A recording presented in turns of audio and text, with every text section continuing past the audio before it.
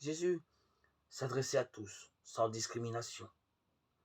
La base la plus fidèle de ses auditoires était évidemment formée du bon peuple vivant sur les rives du lac, pêcheurs, artisans, paysans.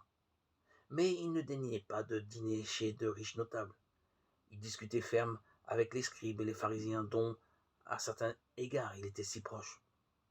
Parfois, il croisait des sadducéens ou des prêtres venus du temple auprès desquels il s'informait. Quant aux zélotes, il écoutait avec espoir et intérêt. En somme, on retrouve dans ces auditoires tout le milieu contemporain dont nous avons fait plus haut dans les autres audios la description. Seuls les moines de Qumran ne daignèrent pas se déplacer.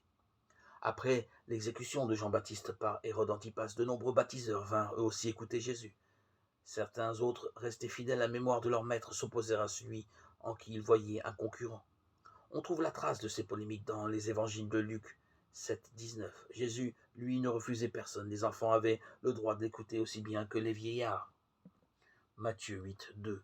Les simples gens, tout autant que les docteurs de la loi. D'ailleurs, Jésus avait une prédilection pour les simples dont il pensait être mieux compris que des sages. Je te bénis, Père, d'avoir caché cela aux sages et aux habiles, et d'avoir révélé aux tout petits. Matthieu 11, 25. Des prostituées lui lavaient les pieds de leurs cheveux, mais même les païens, qu'on appelait les goïms, pouvaient l'approcher. Par exemple, les officiers romains de l'armée d'occupation.